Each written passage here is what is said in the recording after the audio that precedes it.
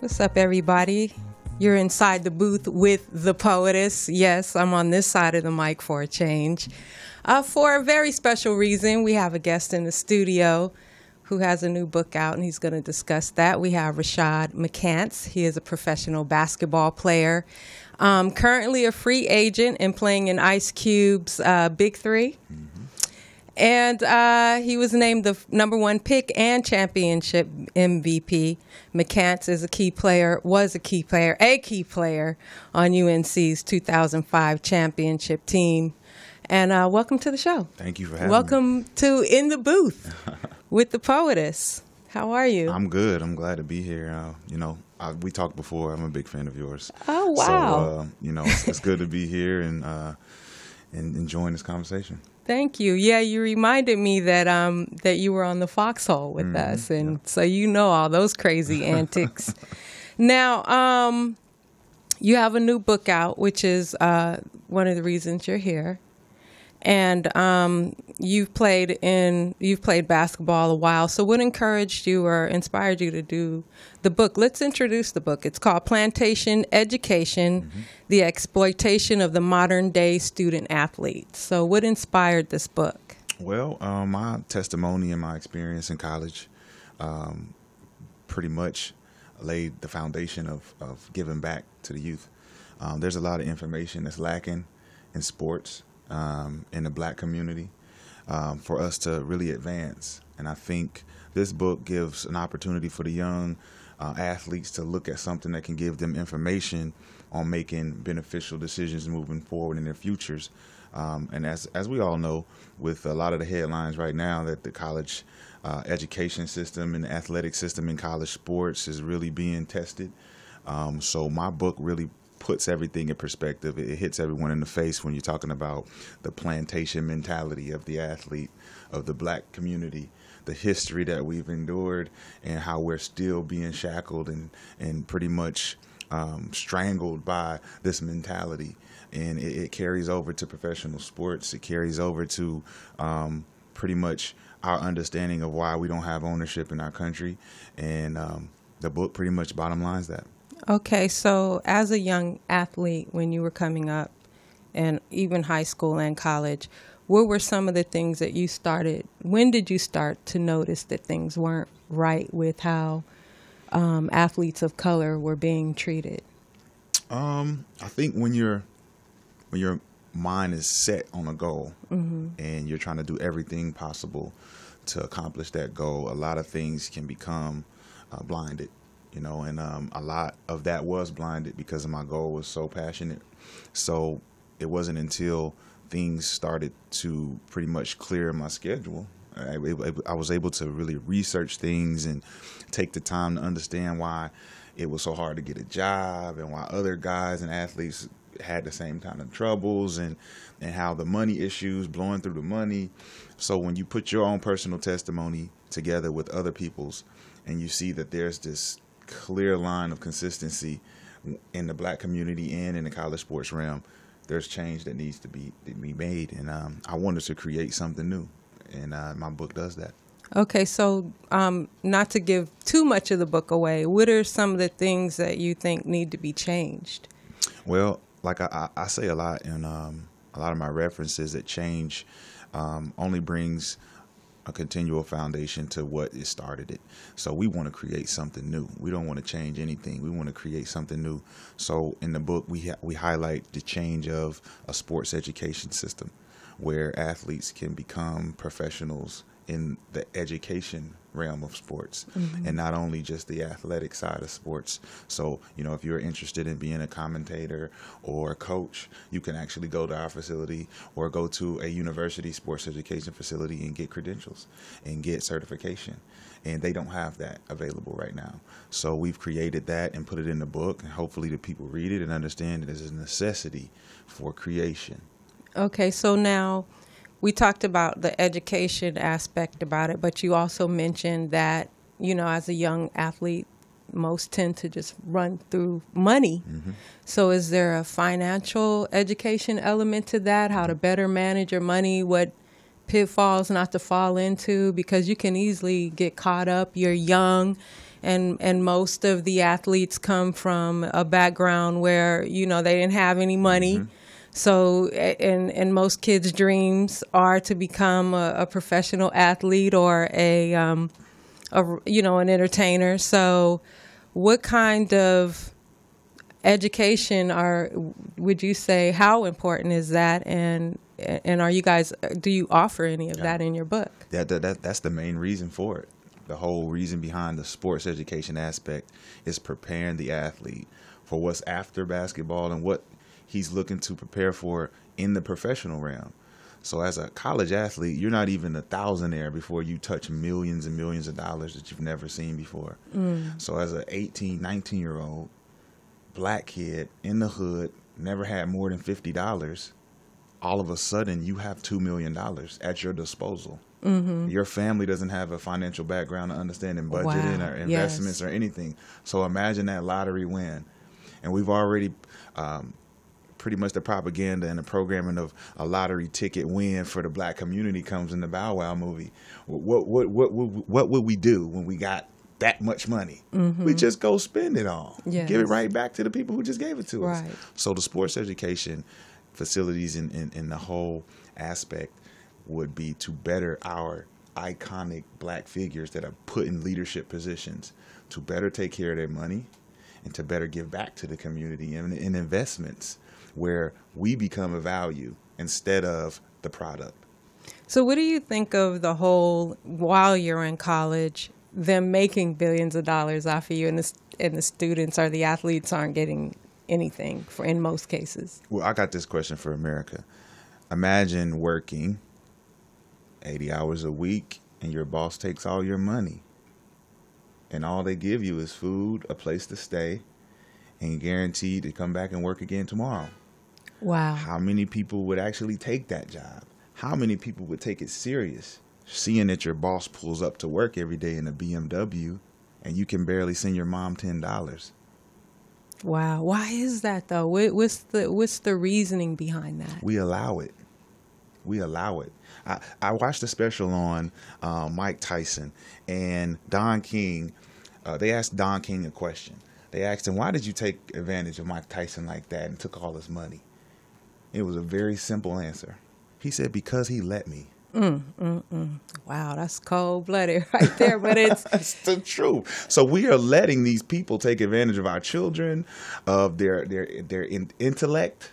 It's a genocide of the mind if you're just going to throw money at these athletes and say, hey, take this money. Don't worry about the education. Go spend it. We'll see you in jail in about 5 years. Okay, so what do you feel about now? What kind of advice? Because you mentioned, well, in the press materials, they mentioned that you offer some kind of education, and I know you mentioned the education part of starting the school. Is what advice would you give parents or young aspiring athletes on how to choose a proper coach? What scholarships? Because I also read that you talk about the under-education, like you get a scholarship, but you're not getting the education that you need. Right. My own personal testimony in the book outlines my third year at the University of North Carolina. I made the Dean's List, which is a very prestigious award, a very prestigious certificate as a student. It means you're getting your job done in the classroom. But the only problem was I never attended a class that semester, and I had all independent studies, and I didn't have to write the papers. So the university cheated me, gave me a piece of paper that was prestigious, and I showed my mom, and she was all excited and proud because she knew I was capable of doing it. I made 1120 on my SATs, so I'm very capable of being a Dean's List student. Right. But the fact that that's not how the program was set up. We didn't have any real scholar athletes who were black athletes. Wow. All the scholar athletes were white athletes on academic scholarship. So when you've seen things like that happening, all of a sudden McCants is a Dean's List student, but he never took any classes. Wow.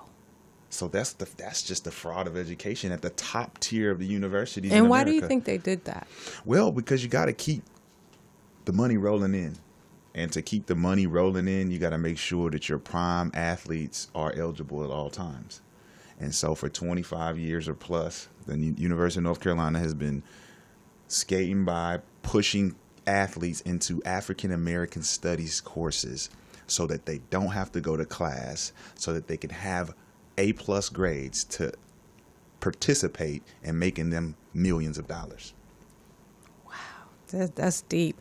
Now, what kind of backlash do you feel you've been receiving since because you've always been outspoken about this whole issue for a number of years now. So what kind of backlash do you feel that you've been dealing with? And do you feel like it's similar to what Kaepernick might be going through as well? No, because Kaepernick didn't snitch on the system. Kaepernick didn't so-called betray the people who trusted him and all this stuff. So my knock to, I guess, our culture, because that's the only culture it calls snitching and ratting and all that stuff, is I was able to finally pinpoint certain people who are doing really bad things and then showing the authorities where they are. They're over there. I don't know their names. I don't know what they're doing. I just know it's over there. So you were really willing to risk all of that? I risked all of it. I definitely did. Before you came out and so-called, I'm going to say pull the blanket off the whole situation, were you nervous about? Did you put a lot of thought into this, or was it just something that was just so passion-driven that it's a huge story behind it, because no one understands that it wasn't me who did anything as far as unveiling anything. It was already unveiled, and it was already primetime news. There was just not a face to attach it to that would take it seriously. There was a teacher involved, and there's a football player involved. He wasn't a star football player. She wasn't an academia professor. So to make this the actual issue bigger, there needed to be someone that could step in front and say, this is real, this happened, and we need to change it immediately or get rid of it. And that was my stance. That put me in a revolutionary stance, something I've always wanted to be in, because I follow the greats. Malcolm, Martin, Tupac, you got Carmichael, you got Stokely Carmichael, you got all these people, man, that paved the way for being activists and being for the community. And I wanted to put myself in that position, and I was able to. Okay, so do you feel that had you not been so vocal about this issue that you'd still be playing in NBA? Is that something that you wanted to continue doing, or did you just say, I'm going to end my career by speaking out? Well, I mean NBA career, because obviously you're doing other things. You're still doing what you love doing. So I don't think I got a chance to start my NBA career, so I'm not even worried about finishing it. And, with all this stuff started happening, I started separating myself because I started to see separation. I started to see I'm not like these other guys. I'm starting to see that I can't keep my mouth shut when bullshit's happening. Right. And a lot of these guys can. And that's the difference between me and them. Man, some people just, they live in a lifestyle. They got a taste of that lifestyle, and it's just hard. It's hard to give it up. That's why you see a lot of NFL players not kneeling. Yeah, you do. Because they will get backlash. And it seems like it's even, I don't know, I think through history we've seen black athletes get condemned whenever they took a real powerful stance on something. So I agree. You got a guy like LeBron James. We're in LA, and LA fans feel like the culture's gonna shift because LeBron's in town. But we all know that LA is the land of illusions, and he's supporting Kaepernick, vocally. But the day I see LeBron go out there on that damn court and take a knee during the national anthem and say that it's not to disrespect any patriots or disrespect anybody who feels that I am not giving homage to America, but I want to support my brother, Colin Kaepernick, because this is what he started, and we need to help him finish it. What do you think would happen if LeBron did that? Everyone would. He's a leader. He don't know how big of a leader he is. He's taking this advice from these people who tell him to do strategic moves. He is at a point right now, he don't need to be strategic. He's been running for president for years. He can be the president in 2020 if he does. It just jumps out there. There is no negativity with LeBron. Just jump out there. I guess after Trump, I mean, I don't know. I mean, he may have a really good Laker Nation opportunity behind him. All these Laker fans can vote for him alone. If Arnold Schwarzenegger can become governor in California, LeBron James can be the president. I know I've been reading you've been saying that a lot. Him, and you said he's going to run against Kanye. What do you think of the whole Kanye thing? Like, I love Kanye West. Yeah. I'd love to be in his camp around him and then talk to him and enter into those conversations. Kanye, please holla at me. But on the other end, everybody is misunderstanding Kanye. He talks so passionately. He comes from a place of love. He always has. But he's been so misunderstood for so long because he wants to say so much. He wants to articulate his point. And the only way to do that is to get your attention. Now, how did he get your attention? I'm supporting Donald Trump. I got your attention now? Okay, cool. Now I'm wearing this hat. We know you all hate it, but I'm trying to relay a message. The only way to do that is to get your attention. What is the message? The message is, if Donald Trump can be president, anyone can. That's the message. That's how great America is that you can come from being absolutely off the radar to being the president. Wow. So LeBron James can literally sit there in his seat at the Staples Center and say, shit, man, if Donald Trump can do it, I can do it. I think a lot of people could say that. The Rock said it. The Rock said it too. Dwayne Johnson said, man, if Donald Trump can do this stuff with all the bigotry and stuff that he's leading with. Only if we campaign behind him, because you see that Trump has his base. Now, would we unify as a base? We did with President Obama, but would we mobilize around LeBron or Kanye? It depends on what reasons you're mobilizing. And it would need to be more than just us. It would need to be a lot more. I think the problem with us is we keep combating racism with racism. We keep combating choosing sides with thinking that this side is going to help us propel and win. There is no winning. We came from a situation where we all feel some type of pain, right? Whether it's the history of it or what we deal with every day. Racism is a fair thing, happens.